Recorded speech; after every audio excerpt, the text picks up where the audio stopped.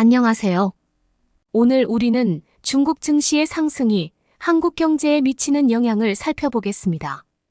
중국은 세계에서 두 번째로 큰 경제 대국입니다. 그래서 중국 증시의 변화는 글로벌 경제에 중요한 신호를 보낼 수 있습니다. 중국의 증시가 상승할 때 이것이 무엇을 의미하는지 살펴보겠습니다. 중국 기업들의 수익성이 개선되고 소비가 활성화되면서 경제 전반의 성장 가능성이 높아진다는 뜻이죠. 이런 경제 상황은 중국과 긴밀한 교역 관계에 있는 한국 경제에도 큰 영향을 미칠 수 있습니다. 이제 중국 증시가 어떻게 형성되어 왔는지 그 배경을 간단히 살펴볼까요? 2015년 중국 증시는 한때 급격한 하락을 겪은 바 있습니다.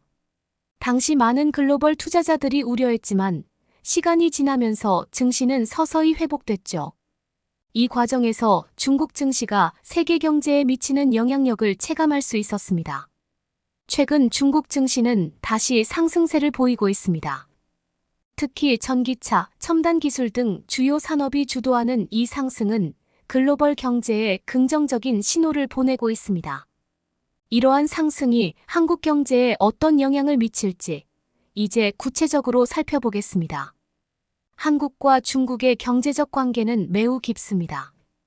2022년 기준 한국의 전체 수출 중 약 25%가 중국으로 향하고 있습니다. 특히 반도체, 석유화학, 디스플레이 패널과 같은 산업이 대중국 수출의 주축을 이루고 있습니다. 또한 한국은 중국에서 많은 원자재와 중간재를 수입하고 있습니다. 이는 한국 제조업이 중국과 긴밀히 연결되어 있다는 것을 보여줍니다. 중국의 생산성과 소비가 증가하면 한국의 수출 역시 활기를 띨 가능성이 큽니다. 2015년에 체결된 한중 자유무역협정 FTA가 양국의 교역에 긍정적인 영향을 미쳤다는 것을 기억해야 합니다. FTA 이후 한국의 대중 수출은 약 15% 증가했습니다. 중국 증시의 상승은 이 협력 관계를 더욱 강화시킬 수 있습니다. 한편 중국 시장에 깊이 뿌리내린 한국 기업들도 있습니다. 삼성전자와 현대자동차 같은 기업들은 중국 내수 시장에서 중요한 역할을 하고 있죠. 삼성전자는 중국의 반도체 수요 증가에 힘입어 더 많은 이익을 기대할 수 있고, 현대자동차는 중국의 전기차 시장에서 입지를 넓혀가고 있습니다. 이처럼 한국과 중국의 경제적 관계는 증시 상승에 따라 더욱 긴밀해질 수 있습니다. 중국 증시가 상승하면 글로벌 투자자들의 심리도 변화합니다. 투자자들은 중국 시장에 대한 기대감을 키우며 아시아 증시 전반에도 긍정적인 영향을 미칩니다. 특히 한국 증시도 이에 따라 상승할 가능성이 높아집니다. 중국 증시가 상승할 때 한국 증시로 자본이 유입되는 사례를 몇 가지 살펴보겠습니다.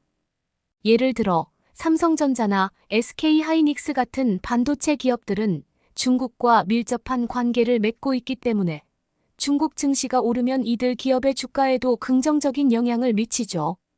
반도체 수요가 증가하고 이에 따라 한국 기업들도 이익을 얻을 수 있는 구조입니다. 또한 외국인 투자자들은 중국 증시와 한국 증시를 모두 주목하고 있습니다. 최근 2023년 3분기 중국 증시가 반등하면서 한국 증시에도 외국인 자금이 크게 유입된 바 있습니다. 이와 같은 투자 심리의 변화는 한국 증시에 긍정적인 흐름을 만들어냅니다. 중국 증시가 상승할 때 중국 내 제조업과 생산성도 함께 상승할 가능성이 큽니다. 중국에서 생산성이 증대되면 한국 제조업체들 역시 이 혜택을 누릴 수 있습니다. 한국의 많은 기업들이 중국으로부터 중간재와 원자재를 수입해 완성품을 생산하고 있습니다. 따라서 중국의 생산이 활발해지면 한국의 제조업도 더 원활하게 운영될 수 있습니다. 특히 반도체와 같은 첨단 기술 산업에서 중국의 공급망이 원활하게 유지되면 한국 기업들도 더 많은 이익을 얻을 수 있습니다. LG화학과 같은 기업들은 글로벌 공급망 위기 속에서도 이를 잘 대응해왔습니다. 예를 들어 중국 시장에서 배터리 공급망을 확대하면서 성공적인 성과를 거두었죠. 이는 중국 증시 상승이 한국 기업의 성장에도 직접적인 영향을 미칠 수 있음을 보여줍니다. 하지만 대중 의존도는 장기적으로 리스크가 될 수 있습니다. 따라서 한국 기업들은 중국 외의 다른 시장을 개발하며 공급망을 다변화하는 전략도 필요합니다. 이런 전략이 성공적으로 이루어진다면 한국은 중국 증시 상승의 혜택을 더 큰 범위에서 누릴 수 있을 것입니다. 중국 증시의 상승이 긍정적인 영향을 주지만 리스크도 존재합니다.